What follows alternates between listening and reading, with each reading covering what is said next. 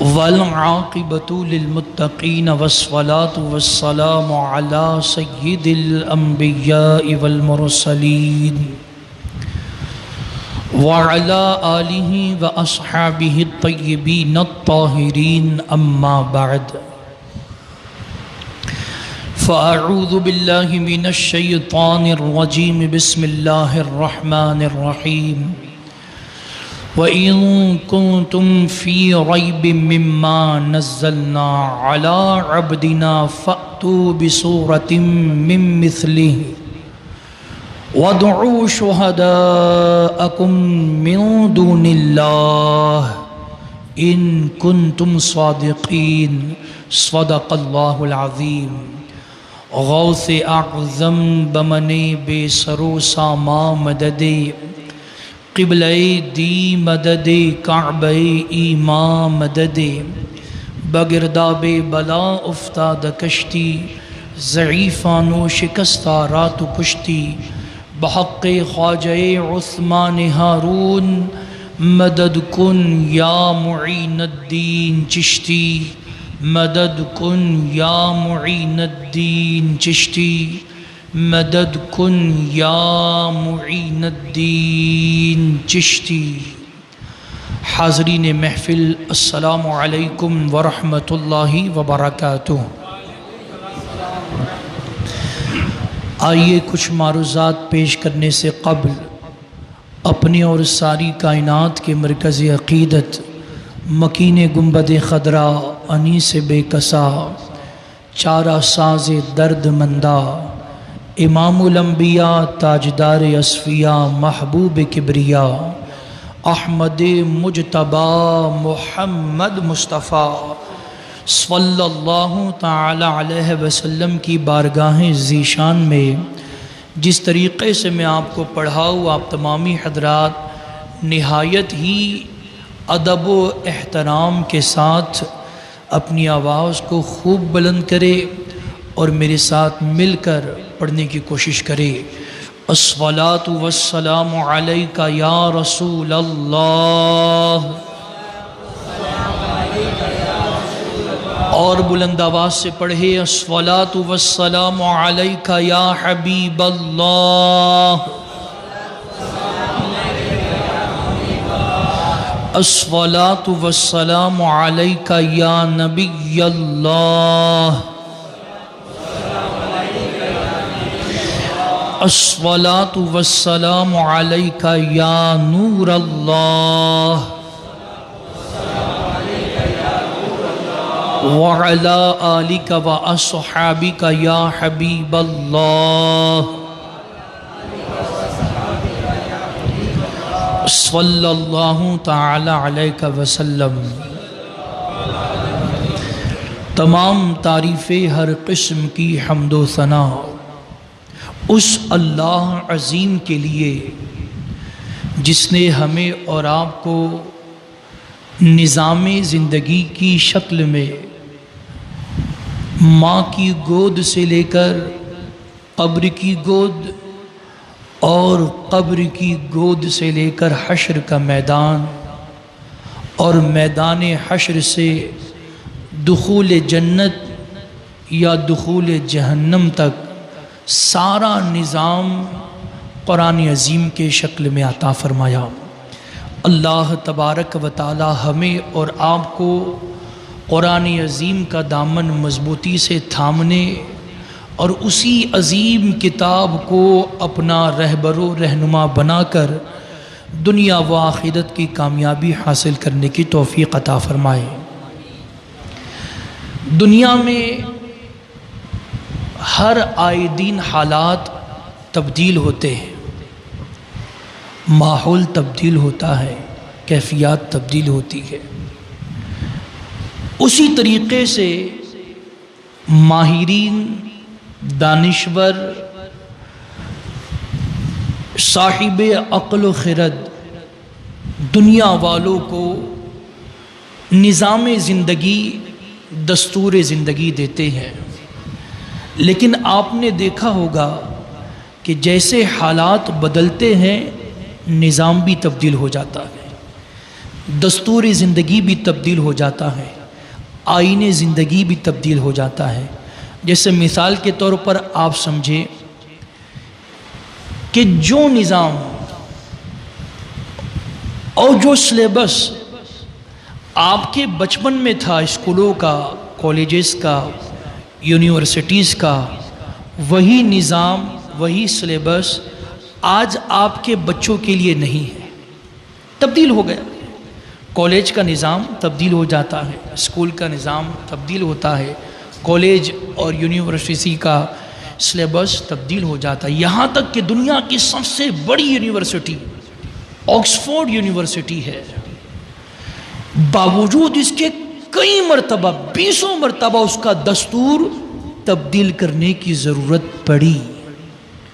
اس کے نظام میں تبدیل لانے کا موقع آیا، اس کا سلیبس تبدیل کرنے کی ضرورت محسوس ہوئی۔ ایسا کیوں؟ ایسا اس لیے کہ جب چند لوگ دانشور مل کر، صاحب عقل مل کر بیٹھ کر جب کسی نظام کو ترتیب دیتے ہیں، کسی دستور کو ترتیب دیتے ہیں، کسی سلیبس کو ترتیب دیتے ہیں، تو ان کی نگاہوں کے سامنے آنے والے چند سال ہوتے ہیں، چند زمانے ہوتے ہیں، اور گارنٹی سے انہیں یہ نہیں پتا کہ آنے والے 1 سال میں اتنی تبدیلی ہوگی کہ نہیں ہوگی، انہیں اس کا کوئی علم نہیں ہوتا۔ نتیجتاً آنے والے حالات جب تبدیل ہو جاتے ہیں تو خود نظام بنانے والے، دستور بنانے والے یہ محسوس کرتے ہیں کہ یار ہمارا یہ نظام آنے والی زندگی کے لیے قابل قبول نہیں ہوگا، ہمارا یہ دستور، ہمارا یہ آئین، ہمارا یہ سلیبس آنے والے لوگوں کے لیے قابل قبول نہیں ہوگا، ان کی ضرورتوں کو پورا نہیں کرے گا۔ غرض کے کئی تبدیلیاں دنیا کے اندر نظام کے اعتبار سے، دستور کے اعتبار سے، سلیبس کے اعتبار سے ہوتی رہی، مگر اللہ کی عزت کی قسم یہ قرآن کا اعزاز ہے، یہ قرآن کی شان ہے کہ جب سے نازل ہوا تب سے لے کر آج تک نہ تبدیل ہوا، نہ تبدیل ہو سکتا ہے، نہ اس کی تبدیلی کی ضرورت کو محسوس کیا جا سکتا ہے، بلکہ اللہ کی عزت کی قسم جن ایام میں اور جن اتوار میں اور جن زمانوں میں یہ قرآن عظیم نازل ہوا تھا، وہ زمانے مٹی کے گھروں کے زمانے تھے، وہ حالات، وہ ایام، وہ دور مٹی کے گھروں کا تھا، لیکن آج مٹی کے گھروں کا زمانہ نہیں ہے۔ RCC کی بڑی بڑی بلڈنگیں تعمیر ہو رہی ہے، بڑے بڑے محلات تعمیر ہو رہے ہیں۔ جس زمانے میں قرآن نازل ہوا وہ زمانہ گھوڑوں پر سواری کرنے کا زمانہ تھا، خچروں پر سواری کرنے کا زمانہ تھا، اونٹوں پر سواری کرنے کا زمانہ ہے، لیکن آج کا زمانہ یہ اونٹوں کی سواری یا خچروں کی سواری یا گھوڑوں کی سواری کا نہیں ہے، بلکہ آج کا زمانہ ٹرین کی سواری کا ہے، آج کا زمانہ پلین کی سواری کا ہے، آج کا زمانہ راکٹ کی سواری کا ہے۔ لیکن اللہ جن ایام اور جن ادوار اور جن زمانوں میں، جن حالات میں قرآن عظیم کا نزول ہوا ہے، آج وہ تمام حالات تبدیل ہو گئے، اس کے باوجود قرآن جس طریقے سے 1500 سال پہلے کے انسانوں کی رہبری کرتا تھا، آج بھی انسانوں کی رہبری کر رہا ہے، اور قیامت تک کے عالم انسانی کی رہبری، قیادت اگر کوئی کر سکتا ہے تو اللہ کی کتاب وہ قرآن مجید ہے۔ اور یہی وجہ ہے، اگر آپ دیکھیں اور غور کریں، یہی وجہ ہے کہ سسکتی انسانیت، بلکتی انسانیت بالآخر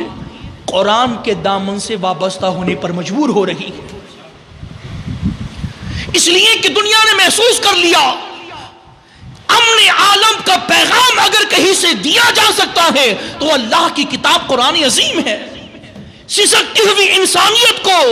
راحت و تسکین کا سامان مہیا کیا جا سکتا ہے تو قرآن عظیم اللہ کی کتاب کے ذریعے سے بھٹکتی ہوئی انسانیت کو راہ راست پر لایا جا سکتا ہے تو وہ اللہ کی کتاب سے عورتوں کے حقوق کو ادا کیا جا سکتا ہے، بحال کیا جا سکتا ہے تو وہ اللہ کی کتاب قرآن عظیم سے۔ یہی وجہ ہے کہ ہزاروں نہیں لاکھوں کی تعداد میں لوگ قرآن عظیم کا مطالعہ کر رہے ہیں اور دامن اسلام سے وابستہ ہو رہے ہیں، قرآن عظیم پڑھ رہے ہیں اور اللہ کی وحدانیت کے اقرار کر رہے ہیں، قرآن عظیم سے قریب ہو رہے ہیں اور ایکسپٹ کر رہے ہیں کہ پوری دنیا میں اگر امن و امان قائم کرنا ہے تو قرآن کی تعلیم کو عام کرنا پڑے گا، قرآن کے پیغام کو عام کرنا پڑے گا۔ اور یہی سبب ہے کہ دنیا اس قرآن سے جل رہی ہے،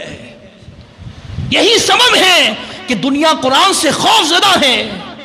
اور دنیا نے یہ محسوس کیا اگر قرآن عظیم کے حوالے سے غلط پروپیگنڈا نہیں کیا گیا تو پوری دنیا بالآخر قرآن کے سائے میں جمع ہونے کے لیے بے قرار ہو جائے گی۔ اس لیے گاہے گاہے قرآن عظیم کی توہین کا سلسلہ کفار و مشرکین کی طرف سے، یہود و نصارہ کی طرف سے قرآن عظیم کی توہین کا سلسلہ جاری کیا گیا ہے اور جاری کیا جا رہا ہے۔ حال ہی میں آپ جانتے ہو کہ عید کے دن، عید الاضحیٰ کے دن سویڈن کی سرزمین پر سینٹر مسجد کے سامنے قرآن عظیم کی بے حرمتی کا سانحہ ہوا۔ قرآن عظیم کی اوراق کو نظر آتش یعنی جلانے کا معاملہ کیا گیا۔ اللہ کی عزت کی قسم، ان کا یہ عمل بظاہر قرآن پر حملہ ہے لیکن در حقیقت یہ ان کی بوکھلاہٹ ہے، در حقیقت یہ ان کی بے بسی کا اعلان ہے، در حقیقت یہ ان کی بے کسی اور مجبوری کا اعلان ہے۔ اس لیے کہ اگر قرآن عظیم تمہاری نگاہوں میں ناحق ہے، سچی کتاب نہیں ہے تو آؤ اس کے مقابلے میں کوئی سچی کتاب تم لا کر بتاؤ۔ اگر قرآن عظیم کا پیغام یہ امن عالم نہیں ہے تو آؤ تم امن عالم کو کوئی پیغام دے کر بتاؤ۔ اگر قرآن عظیم سسکتی ہوئی انسانیت کے لیے سہارا نہیں ہے تو آؤ تم اس سہارے کو دے کر بتاؤ۔ لیکن تم بھی جانتے ہو نہ ہم قرآن عظیم کے مقابلے میں کوئی کتاب دنیا کو دے سکتے ہیں، نہ قرآن عظیم کے مقابلے میں کوئی امن عالم کا پیغام لا سکتے ہیں، نہ قرآن عظیم کے مقابلے میں سسکتی ہوئی اور بلکتی ہوئی انسانیت کے لیے کوئی راحت و سکون کا سامان کر سکتے ہیں۔ آپ اس چیز کو جان چکے ہو، اس لیے آپ بوکھلاہٹ میں قرآن عظیم کی توہین کرنے پر مجبور ہو چکے ہو۔ قرآن عظیم کی اوراق کو کبھی پھاڑ رہے ہو، قرآن عظیم کی اوراق کو کبھی نظر آتش کر رہے ہو، قرآن عظیم کے حوالے سے کبھی یہ پروپیگنڈا کر رہے ہو کہ یہ آتنکواد کی کتاب ہے، یہ دہشت گردی کی کتاب ہے، یہ ٹیررزم کی کتاب ہے۔ مگر اللہ کی عزت کی قسم، جتنا تم نے قرآن عظیم کے حوالے سے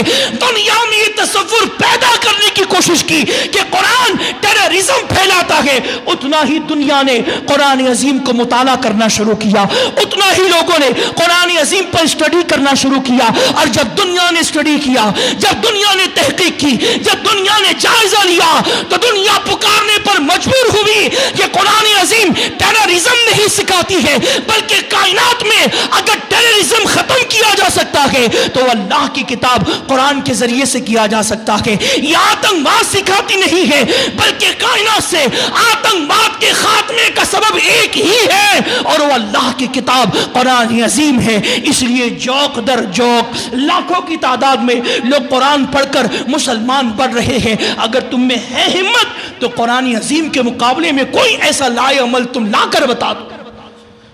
کوئی قرآن کا بدل دنیا کو دے کر بتا دو۔ لیکن تم تو کیا، 1500 سال پہلے تمہارے گرو گھنٹالوں نے بھی یہ کام کیا تھا۔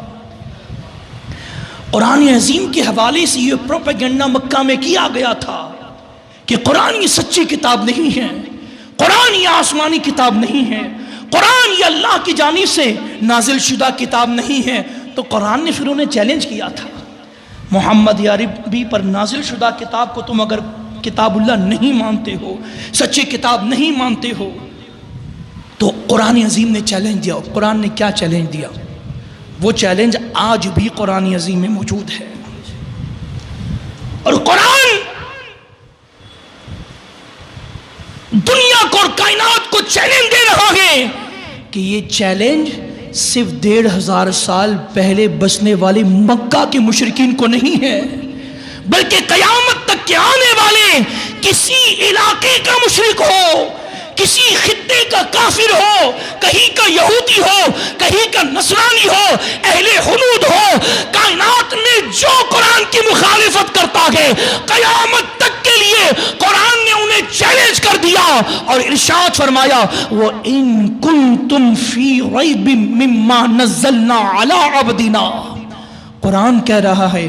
اور اگر تمہیں کچھ شک ہو اس میں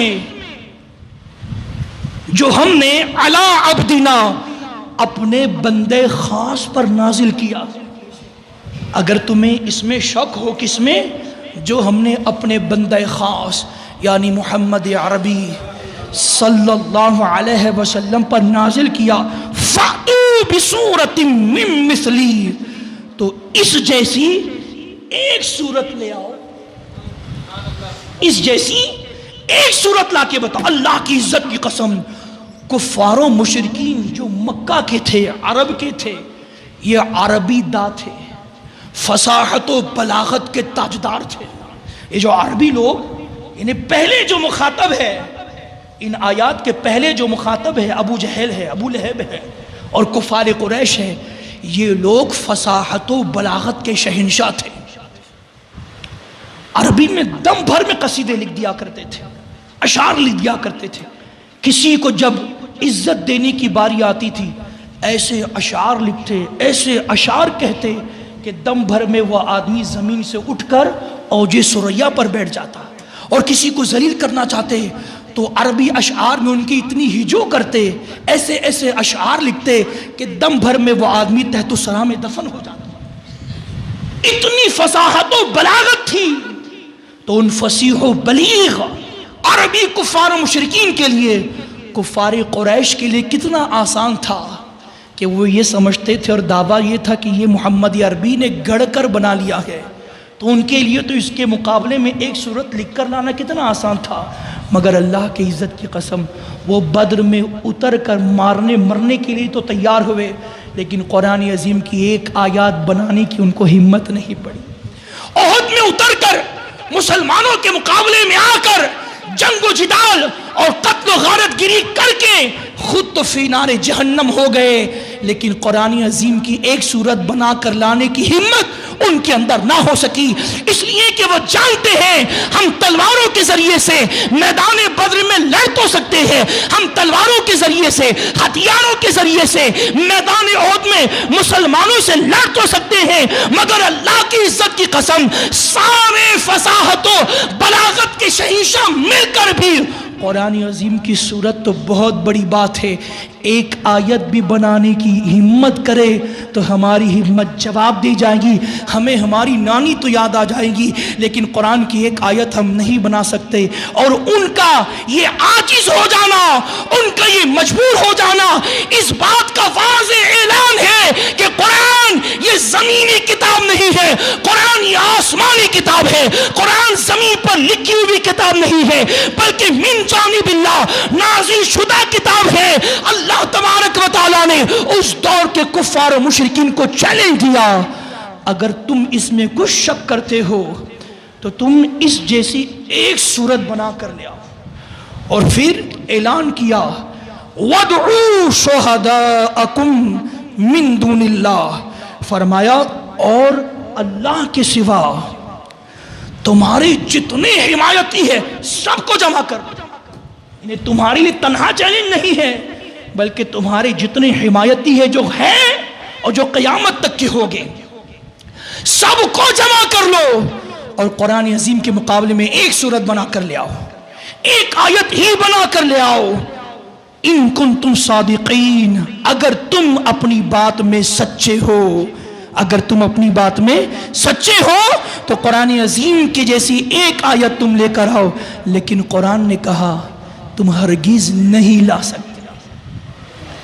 تم قرآن جیسی کوئی صورت بنا کر ہرگز نہیں لا سکتے، اور تمہارا یہ عاجز و مجبور ہونا ہی تمہاری بے بسی اور بے کسی کا اعلان ہے۔ اللہ کی عزت کی قسم، سویڈن میں جو ہوا یا اور اس کے علاوہ بھی بہت سارے ممالک میں ہوا، اور آئندہ بھی جو ہوگا، یہ ان کی ناکامی، یہ ان کے ہار جانے کا اعلان ہے، بے بسی، بے کسی اور مجبوری کا اعلان ہے کہ ہم قرآن کی اور آپ کی گستاخی تو کر سکتے ہیں، لیکن قرآن عظیم کی طرح کوئی کتاب پیش نہیں کر سکتے، کوئی سورت پیش نہیں کر سکتے، کوئی آیت پیش نہیں کرتے۔ اللہ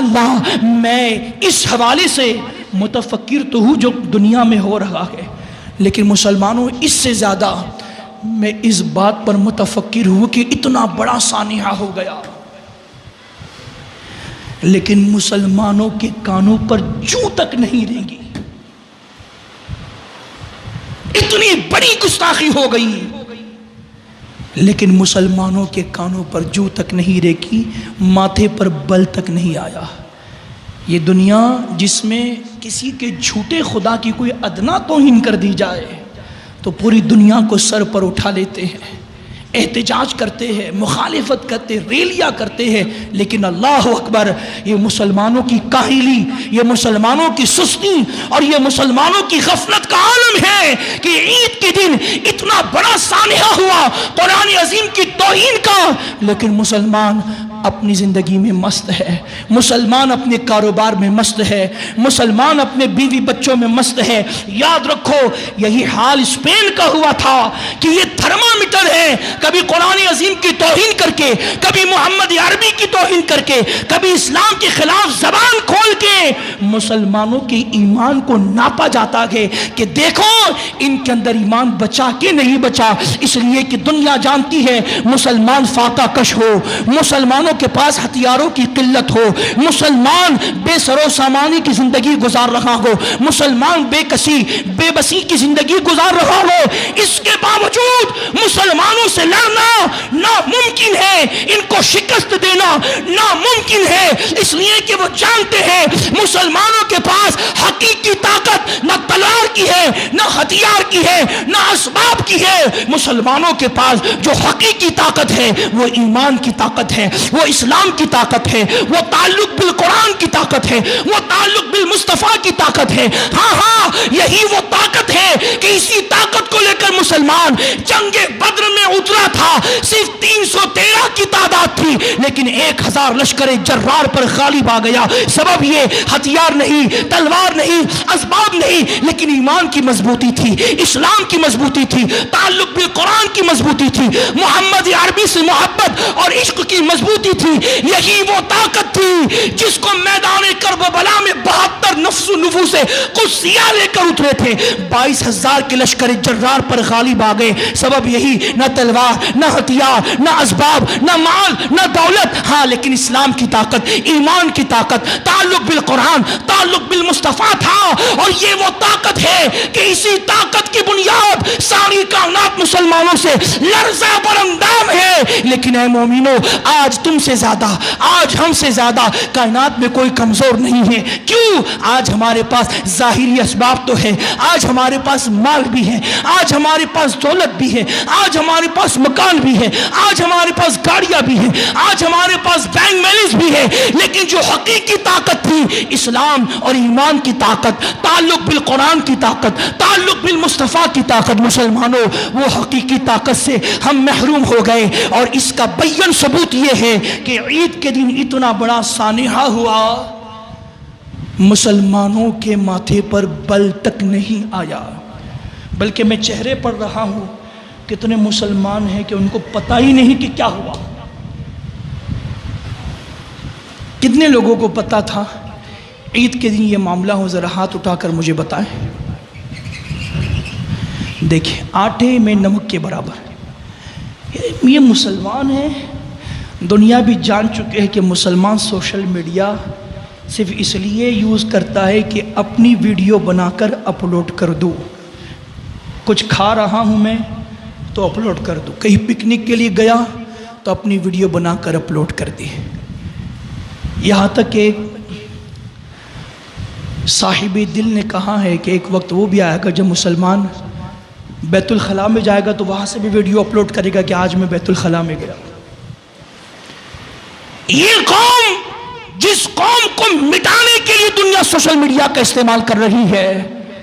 وہ قوم سوشل میڈیا صرف اس لیے یوز کر رہی ہے کہ اپنی نمائش کیسے کی جائے۔ اس قوم کو تو یہ بھی نہیں معلوم کہ دنیا میں کیا ہو رہا ہے۔ لیکن اے رسول اعظم صلی اللہ علیہ وسلم کے دیوانوں، اٹھو اور دنیا کو میسج دو کہ قرآن عظیم کی اوراق کی گستاخی سے، قرآن عظیم کی اوراق کو نظر آتش کرنے سے نہ تم قرآن کو مٹا سکتے ہو، نہ پیغام قرآن کو ختم کر سکتے ہو، اس لیے کہ تم اوراق کو تو پھاڑ سکتے ہو، تم اوراق کو تو جلا سکتے ہو، لیکن مومنوں کا سینہ جو قرآن کی محبت کا مدینہ بنا ہوا ہے، مومنوں کا سینہ جس میں قرآن کی آیات موجود ہے، جن میں قرآن کی صورتیں موجود ہے، اور ہماری قوم کا بچہ حافظ قرآن بن کر دنیا کو میسج دے رہا ہے کہ تم اوراق کی تو گستاخی کر سکتے ہو، لیکن مسلمانوں کی سینوں سے، مسلمانوں کی زندگیوں سے قرآن کا خاتمہ نہیں کر سکتے۔ دنیا کو میسج دو، تم قرآن کی جتنی گستاخی کرو گے ہم اتنی ہی ہمارے گھر سے حافظ قرآن پیدا کریں گے۔ دنیا کو پیغام دو، تم قرآن کا ایک ورق اگر پھاڑو گے ہم اپنی فیملی سے ایک حافظ قرآن بنا کر قوم کو دیں گے۔ اٹھو، عہد کرو کہ تمہاری فیملی میں اگر 4 بچے ہیں، ایک کو ڈاکٹر بنا رہے ہو، ایک کو انجینئر بنا رہے ہو، ایک کو آرکیٹیکٹ بنا رہے ہو، تو کم از کم ایک کو حافظ قرآن بنا لو، اس لیے کہ جو ڈاکٹر، جو انجینئر، جو آرکیٹیکٹ تم نے بنایا ہے، کوئی ضروری نہیں ہے کہ وہ تمہاری دنیا کو سنوار سکے، وہ تمہاری دنیا کو نکھار سکے، لیکن اللہ کی عزت کی قسم ڈاکٹر اور انجینئر بننے والا بیٹا تمہارا سہارا بنے نہ بنے، حافظ قرآن بننے والا بیٹا ایسا سہارا بنے گا کہ دنیا تو دنیا ہے۔ میرے آقا نے فرمایا قیامت کے دن ایک حافظ قرآن کے ماں باپ کے سر پر اللہ نور کا ایسا تاج رکھے گا جس سے ایسی روشنی، ایسی چمک پھوٹے گی کہ اس روشنی، اس چمک کے سامنے چاند و سورج کی روشنی پھیکی پڑ جائے گی۔ تو حافظ قرآن دنیا میں بھی کام آئے گا اور آخرت میں بھی کام آئے گا، اس لیے قرآن سے محبت کرو، قرآن سے پیار کرو، قرآن کی تعلیمات کو عام کرو، تاکہ دنیا چاہے جو کچھ کرے لیکن پیغام قرآن دنیا سے مٹ نہیں سکتا، ختم نہیں ہو سکتا، قرآن بھی باقی رہے گا اور پیغام قرآن بھی باقی رہے گا۔ بس ضرورت اس چیز کی ہے کہ مسلمانوں اپنا تعلق بالقرآن مضبوط کرو، قرآن اور قرآن سے رشتہ مضبوط کرو۔ اللہ کے حبیب صلی اللہ علیہ وسلم کی حدیث میں پڑھتا ہوں، دل کے کانوں سے سنو۔ حضرت عبداللہ بن مسعود، روایت پڑھنے سے پہلے عرض کروں، اگر کوئی بادشاہ ہو، کوئی بہت بڑا راجہ ہو،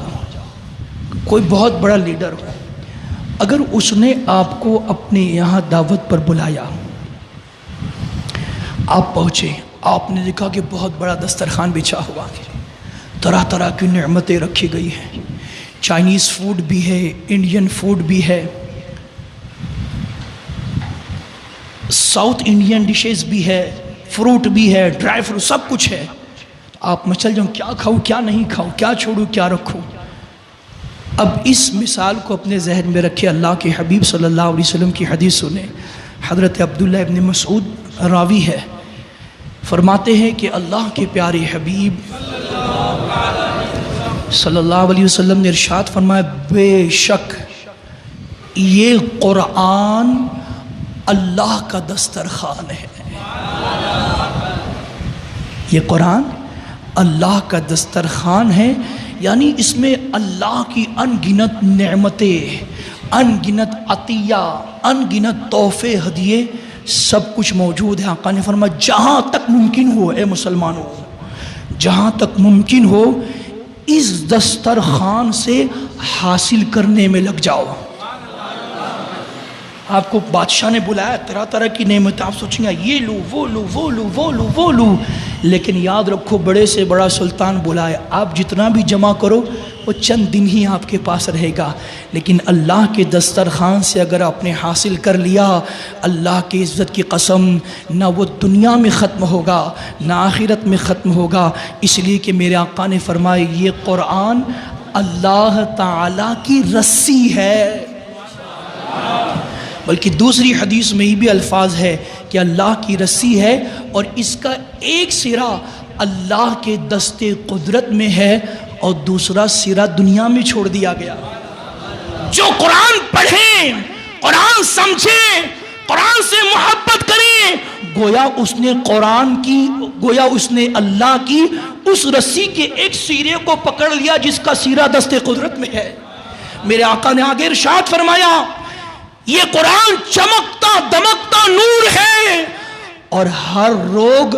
اور ہر پریشانی کے لیے نفع بخش علاج ہے۔ ہر پریشانی، ہر روگ کے لیے، ہر مرض کے لیے، ہر بیماری کے لیے نفع بخش علاج ہے، اور ایسا علاج ہے کہ جس کی گارنٹی مصطفیٰ جان رحمت صلی اللہ علیہ وسلم کی زبان سے ہم کو ملی ہے۔ اور ارشاد فرمایا کہ سورہ فاتحہ میں سوائے موت کے ہر بیماری کا علاج موجود ہے۔ آگے میرے آقا نے ارشاد فرمایا جو اس پر عمل کرے، جو اس قرآن پر عمل کرے اس کے لیے باعث حفاظت ہے، اس کو پروٹیکشن دے دیتا ہے قرآن۔ اور اللہ کی عزت کی قسم اپنی حفاظت کے لیے تم چاہے جو انتظام کرو، جو تعویذ لے لو، گارنٹی نہیں ہے کہ آپ محفوظ رہو گے، لیکن یہ قرآن ہے جس کی گارنٹی مصطفیٰ نے لیا کہ جو قرآن پر عمل کرے یہ قرآن اس کو پروٹیکشن دے دیتا ہے، اس کو حفاظت میں لے لیتا ہے۔ آقا نے ارشاد فرمایا جو اس کی پیروی کرے اس کے لیے باعث نجات ہے، اس کے لیے نجات کا سبب ہے۔ آگے فرمایا آہا، یہ الفاظ اتنے میرے دل کو چھو گئے، واللہ عرض کر رہا ہوں جب میں نے ان الفاظ کو پڑھا تو میری آنکھیں بھر آئی کہ یار قرآن اتنی عظمت والا ہے اور ہم کہاں قرآن کو چھوڑ بیٹھے ہیں، کہاں قرآن سے منہ موڑ کر اپنی زندگی گزار رکھیں گے۔ الفاظ سنو، میرے آقا نے فرمایا یہ جھکتا نہیں کہ اسے کھڑا کرنے کی ضرورت پڑے۔ سبحان اللہ، سبحان اللہ، یہ جھکتا نہیں کہ اس کو کھڑا کرنے کی ضرورت پڑے، بلکہ اللہ کی عزت کی قسم یہ جھکے ہوئے کو کھڑا کر کے رکھ دیتا، یہ جھکے ہوئے کی کمر سیدھی کر دیتا ہے۔ اور اس کا نظارہ اگر دیکھنا چاہتے ہو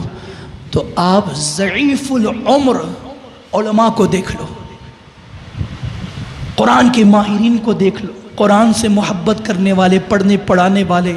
عمل کرنے کرانے والوں کو دیکھو تو آپ کو پتہ چلے گا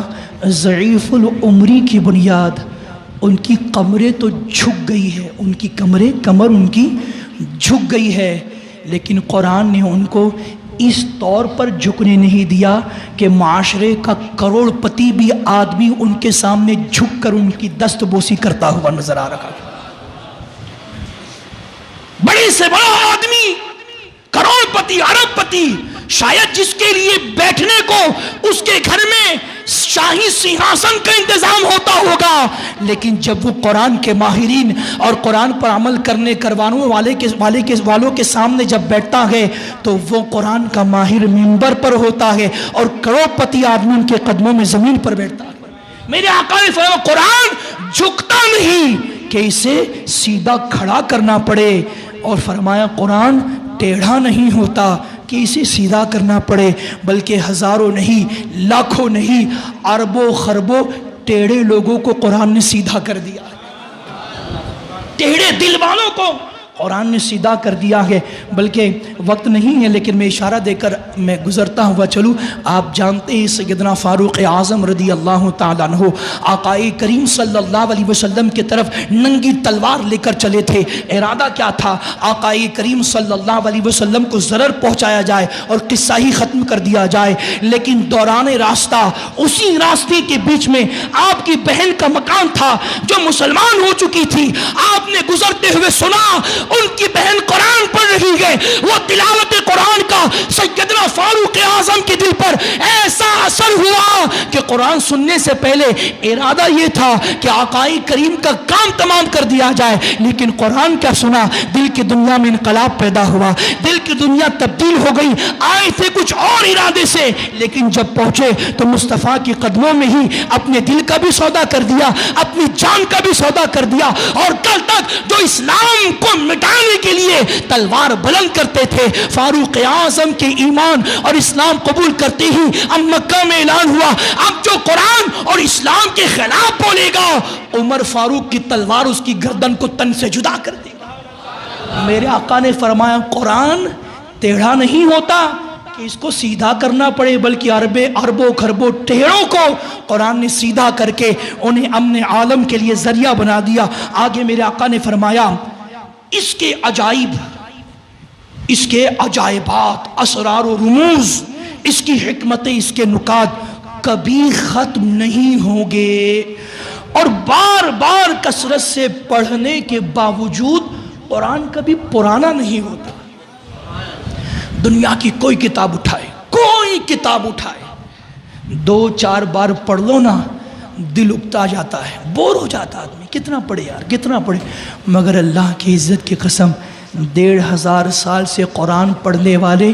پڑھ رہے ہیں، سننے والے سن رہے ہیں، سال بھر بھی بطور خاص ماہ رمضان میں بھی، مگر اللہ کی عزت کی قسم نہ پڑھنے والے اکتاتے ہیں نہ سننے والے اکتاتے ہیں، بلکہ پڑھنے والوں کو ہر بار نیا مزہ ملتا ہے اور سننے والوں کو بھی ہر بار نیا لطف ملتا ہے۔ یہ حقانیت ہے میرے آقا کے فرمان کی کہ حضور نے فرمایا قرآن بار بار پڑھنے کے باوجود کبھی پرانا نہیں ہوتا، ہر بار نیا مزہ دیتا ہے، ہر بار نئی چاشنی ملتی ہے، ہر بار نیا لطف ملتا ہے۔ میرے آقا صلی اللہ علیہ وسلم نے ارشاد فرمایا اس کی تلاوت کیا کرو، اس کی تلاوت کیا کرو کہ اللہ تعالیٰ اس کی تلاوت پر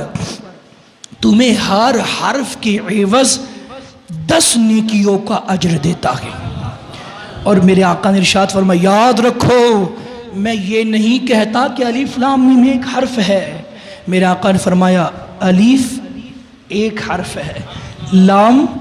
ایک حرف ہے، میم ایک حرف ہے، گویا اگر صرف الف لام میم کہہ دو تو تمہارے نامہ اعمال میں 30 نیکیاں درج کر دی جائے گی۔ میرے آقا صلی اللہ علیہ وسلم کی حدیث سنو، اپنے رزق کی برکتوں کے لیے مانے مانے پھرنے والوں، باباؤں کے چکر لگانے والوں، پنڈتوں گھوڑیوں کے پاس جانے والوں، میرے آقا کا فارمولا لو۔ میرے آقا نے ارشاد فرمایا، حضرت حسن رضی اللہ تعالیٰ عنہ روایت کرتے ہیں کہ میرے آقا نے فرمایا اس شخص کو کبھی فاقہ نہیں ہوگا جو قرآن کثرت سے پڑھتا ہے،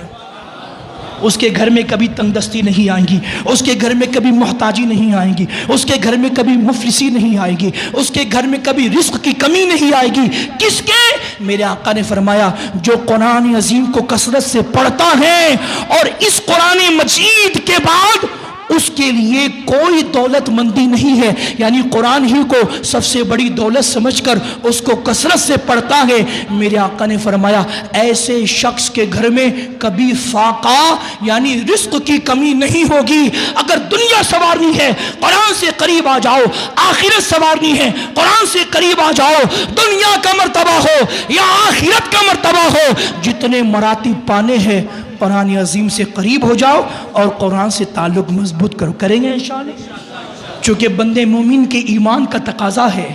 آپ کہیں گے یار ابھی تو رمضان شریف نہیں، حضرت نے قرآن کا موضوع کیوں لے لیا؟ یاد رکھے جب جب ہمارے شعار اسلام پر حملہ ہوگا ہم اسی پر بولیں گے، ہمیں کوئی زبان روک نہیں سکتی، ہمیں کوئی طاقت روک نہیں سکتی، ساری کائنات مل کر بھی ہمیں روکنے کی کوشش کرے، ہم اسلام کی حمایت میں بولیں گے، ہم قرآن کی حمایت میں بولیں گے، اس لیے کہ ہمیں زندگی اسی لیے اللہ ہی ہے۔ ہم اپنی زندگی کا مقصد یہی سمجھتے۔ مسلمانوں آپ سے بھی ہاتھ جوڑ کے گزارش ہے قرآن سے قریب آ جاؤ، قرآن پڑھنا سیکھو۔ یار تمہاری کتاب جلائی جا رہی، کتنے بے غیرت ہو تم، کتنے مردہ ضمیر ہو تم۔ دنیا تمہارے قرآن سے اتنی بے قرار چڑھ رہی ہے کہ اس کو جلانے پر آمادہ ہے، اور تم اب تک قرآن کو پڑھنا ہی نہیں سیکھ پائے۔ اس سے زیادہ بے غیرتی کیا ہوگی؟ مسلمانوں، خدا کا واسطہ اپنی کتاب کو پڑھنا سیکھو، اس کو سمجھنے کی کوشش کرو، اس کے ترجمے تفسیر کو پڑھو، ورنہ یاد رہو قرآن تو نہیں مٹے گا، لیکن قرآن سے تعلق چھڑا دینے والے مسلمان ضرور مٹا دیے جائیں گے، برباد و تباہ کر دیے جائیں گے۔ اللہ کی بارگاہ میں دعا ہے، دوران بیان کوئی خطا لغزش ہوئی اللہ معاف فرمائے۔ استغفر اللہ العظیم وہو التواب الرحیم۔ کھڑے ہو جائیں۔